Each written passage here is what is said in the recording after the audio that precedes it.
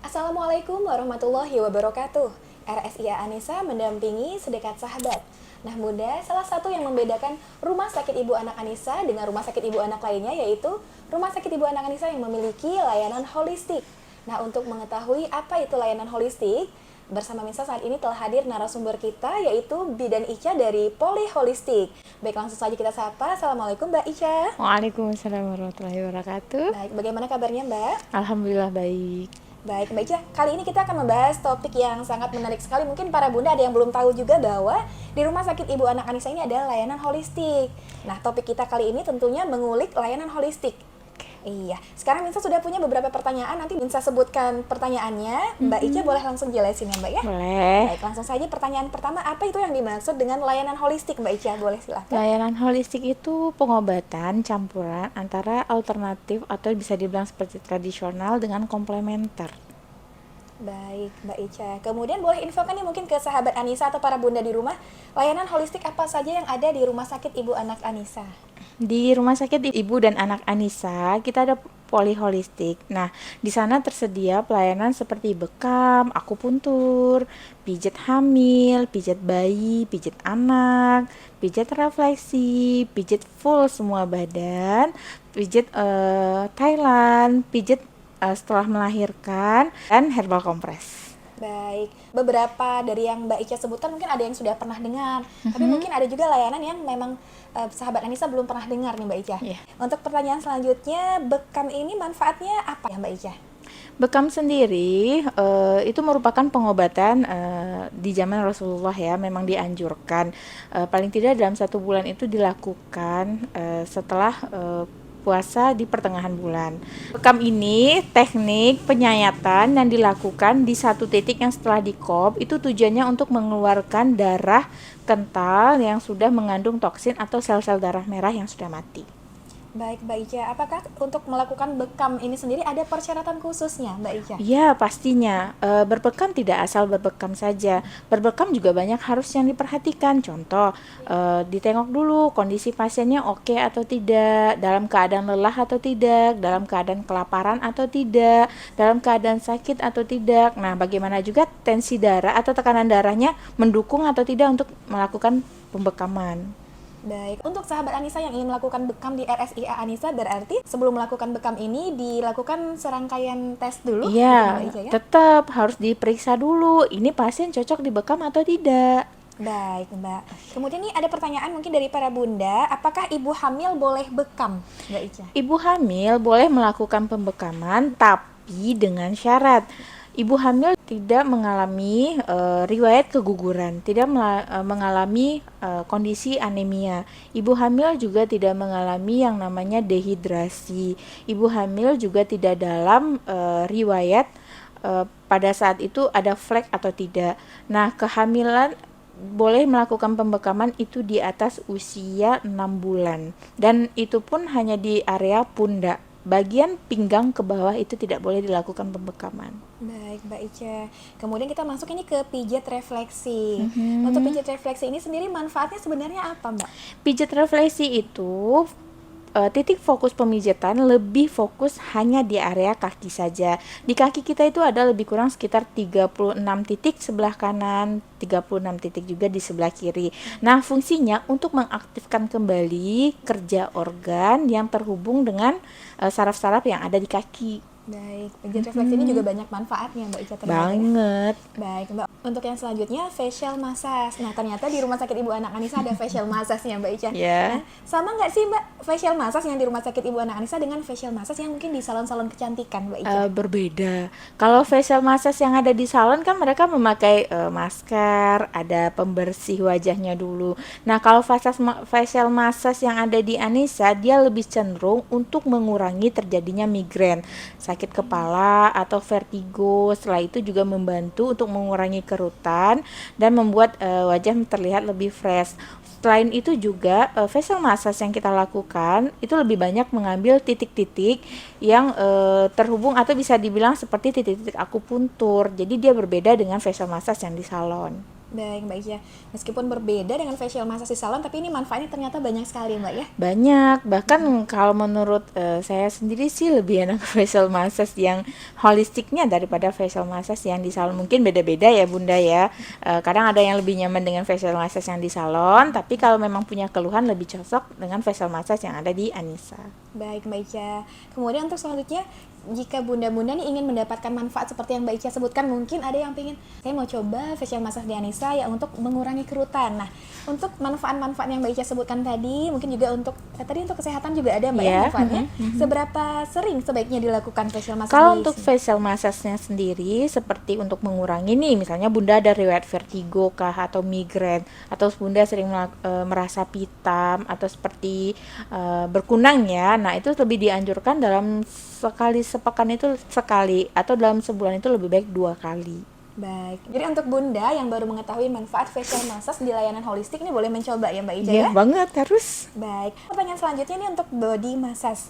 Body massage yang ada di layanan holistik Rumah Sakit Ibu Anak Anissa ini sama nggak dengan pijat tradisional yang sering dilakukan oleh mungkin sahabat Anissa di luar? Body massage di Anissa tidak jauh berbeda dengan pijat tradisional yang ada di luar. Hanya saja body massage yang ada di Anissa itu lebih terstruktur. Setelah itu juga banyak titik-titik akupuntur yang diambil. Jadi untuk kasus-kasus seperti sumbatan atau misalnya bundanya pegel, atau bisa jadi seperti di masyarakat bilang lebih kayak masuk angin ya. Nah, itu bisa diselesaikan dibanding mungkin dengan pijat tradisional yang seperti biasa. Iya, Mbak. Jadi untuk body massage di layanan holistik RSI Anissa ini sebenarnya hampir sama ya, Mbak Ica, dengan pijat seluruh tubuh, pijat tradisional, Iya. namun titik akupuntur yang diambil lebih banyak lagi Iya, ya, Mbak Ica benar. ya. Dan manfaatnya tentunya lebih Lebih banyak. Baik, untuk pertanyaan berikutnya, kalau tadi body massage, ini pregnant massage. Nah, apa itu pregnant massage? Mungkin ada bunda yang baru pertama kali mendengar nih, Mbak Ica. Pregnant massage itu pijat hamil. Hanya saja pijat hamil ini dilakukan ketika bunda sudah berusia kehamilan di atas 16 minggu. Karena kalau bunda melakukan pijat hamil di bawah usia 16 minggu akan rentan terjadinya kontraksi dini atau bisa jadi nantinya keguguran. Jadi saya tidak rekom kalau pijat hamil dilakukan di bawah usia 16 minggu. Baik, Mbak.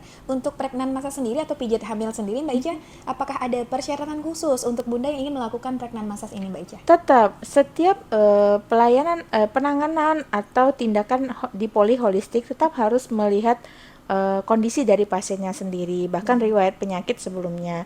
Seperti pijat hamil juga kita harus tahu dulu pasien sebelumnya punya riwayat keguguran kah, pendarahan kah, flek kah, atau mengalami anemia, tekanan darahnya rendah. Nah, saya tidak anjurkan untuk melakukan pregnant massage.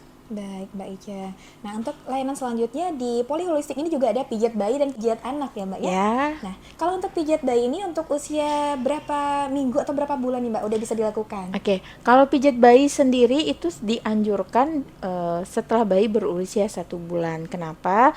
Ketika bayi sudah berusia 1 bulan, bayi sudah mulai beradaptasi dengan lingkungan sekitar. Setelah itu juga bayi sudah dapat menerima sentuhan dari terapisnya sendiri. Apalagi juga kadang ada beberapa bayi itu juga tidak bisa dipijat memakai minyak. Nah, ketika berusia bayi di atas usia 1 bulan itu sudah oke, bayi sudah bisa menerima. Baik, Mbak Ica. Nah, untuk manfaat pijat bayi dan pijat anak ini apa, Mbak? Boleh dijelaskan? Pijat bayi, pijat anak di poli holistik itu dapat membantu. Misalnya nih, bayi mengalami kolik, bayi mengalami sembelit, bayi juga mengalami batuk, flu. Selain itu juga dapat membantu meringankan ketika bayi demam atau pasca imunisasi. Tapi sebaiknya sih ketika bayi, karena kita tahu ya kalau bayi kalau lagi imunisasi DPT kemungkinan besar itu demam gitu. Nah, saran saya sendiri sebaiknya sebelum bayi melakukan imunisasi DPT itu dipijat dulu. Tujuannya apa? Untuk mengurangi pegel atau greges ya kata orang Jawa. Jadi saya lebih nyarankan sebelum imunisasi DPT dilakukan bayinya dipijat dulu. Jadi bayi setelah mendapatkan imunisasi DPT, bayi tetap dapat tidur nyenyak dan mengurangi rewel akibat dari DPT-nya sendiri.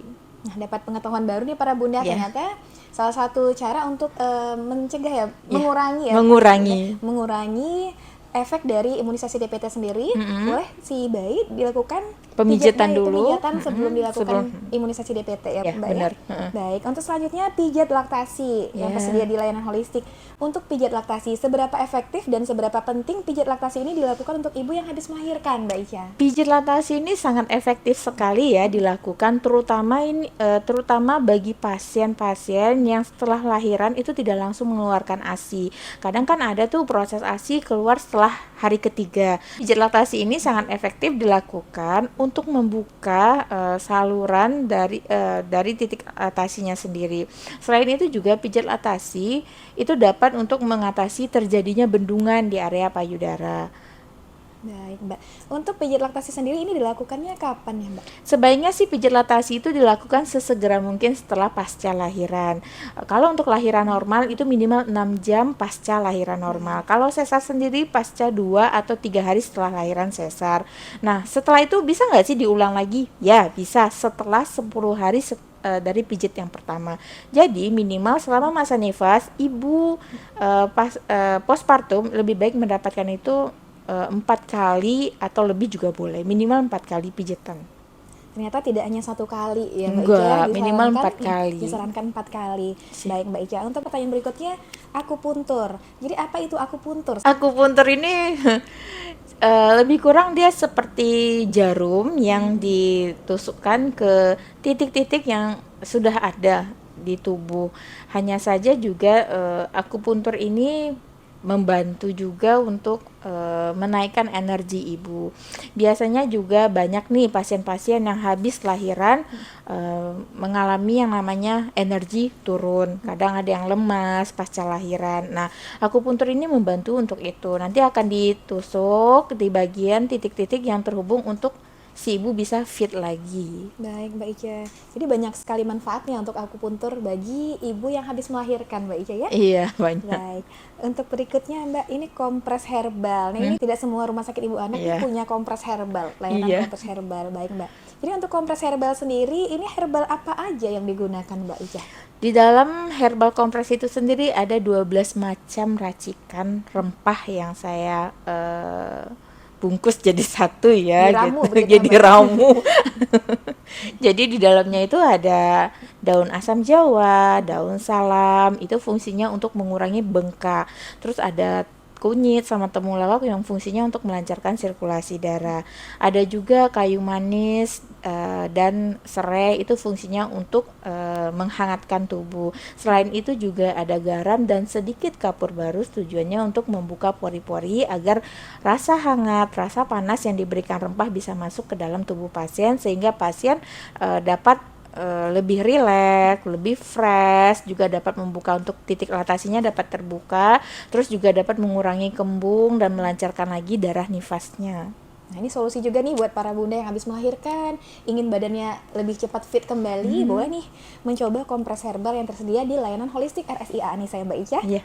Baik, untuk kompres herbal sendiri kapan sebaiknya dilakukan, Mbak Ica? Kompres herbal sama sebaiknya dilakukan dengan pijat laktasi. Jadi pada saat pijat laktasi setelah pasca lahiran, baik itu normal ataupun sesar, dia akan dikombin atau akan dikombinasi atau bisa juga digandeng. Jadi pijat laktasi sekalian herbal kompres. Baik. Nah, untuk yang selanjutnya nih, Mbak, layanan holistik yang ada di RSIA Anissa postpartum treatment. Ini sudah mencakup yang layanan sebelumnya, Mbak ya? Iya. Ada Pijat full badan dan herbal kompres sekalian juga pijat laktasi. Nah, baik. Nah, untuk yang terakhir, pijat Thailand. Nah, ini juga Minsa sendiri jarang dengar nih, Mbak Ica. Mungkin Yeah. sahabat Anissa atau para bunda juga banyak yang belum pernah mendengar. Boleh Mbak Ica jelaskan sedikit apa itu pijat Thailand? Pijat Thailand itu memang asalnya dari Thailand ya. Nah, pijatnya itu lebih kurang seperti yoga. Nah, dia lebih condong ke stretching atau perenggangan. Kebanyakan pasien-pasien yang lahiran secara sesar itu banyak punya keluhan di area pinggang atau punggung bawah sampai daerah panggul. Itu ngerasakan kurang nyaman atau kadang ngerasa sakit, kram, tegang dan segala macam. Nah, pijat Thailand itu salah satu solusi untuk mengurangi terjadinya kekakuan otot, baik itu dari pinggang, panggul atau daerah paha dan betis. Nah, pijat Thailand kapan sebaiknya dilakukan? Untuk pasien normal itu dapat dilakukan setelah 6 bulan. Untuk pasien sesar itu lebih baik dilakukan setelah 1 tahun pasca lahiran. Baik, ternyata pijat Thailand juga bermanfaat bagi ibu yang habis melahirkan, hanya saja jarak setelah lahiran dengan dilakukan Iya. pijat Thailand lebih lama. Iya, Mbak Ica, benar. ya? Baik. Nah, kalau boleh tahu nih Mbak Ica, untuk pijat Thailand sendiri ini bagaimana tekniknya? Belum kebayang nih bagaimana teknik pemijatannya begitu Mbak Ica. Mungkin bunda-bunda bisa melihat ya bagaimana teknik yoga. Nah, lebih kurang seperti itu. Hanya saja kan kalau yoga kita ngelakuin sendiri. Kalau untuk pijat Thailandnya itu saya yang akan bantu nanti untuk menggerakkan, untuk menuntun, untuk merenggangkan lagi, untuk menekan dan segala macamnya itu nanti saya yang akan bantu. Biasanya juga pijat Thailand, kalau untuk orang biasa juga nggak mesti harus yang habis lahiran ya. Orang biasa juga bisa melakukan pijat Thailand ini. Itu fungsinya untuk mengurangi terjadinya insomnia, susah tidur. Nah, pijat Thailand ini juga salah satu solusinya. Baik Mbak Ica, jadi untuk beberapa layanan holistik yang tersedia di RSIA Anissa seperti pijat Thailand, kemudian akupuntur, ada lagi bekam, pijat refleksi, facial massage, body massage.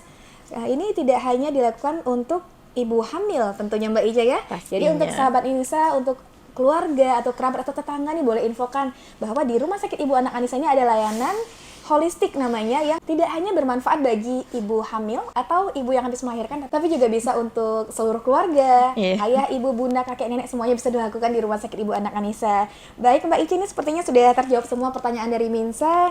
Terima kasih sekali waktunya Mbak Ica, ini infonya sangat bermanfaat sekali dan kita sekarang jadi tahu nih apa itu layanan holistik Mbak Ica. Ya. Ya, semoga bisa bertemu kembali dengan topik yang lebih menarik ya Mbak Ya, semoga bermanfaat ya. Baik, terima kasih untuk sahabat Anissa yang telah menyaksikan podcast Anissa kali ini dari awal hingga akhir. Nantikan podcast Anissa selanjutnya dengan topik yang lebih menarik dan narasumber yang luar biasa. Baik, Minsa mohon pamit, mohon maaf atas segala kesalahan. Wabillahi taufiq wal hidayah. Wassalamualaikum warahmatullahi wabarakatuh. RSIA Anissa Mendekati sedekat sahabat.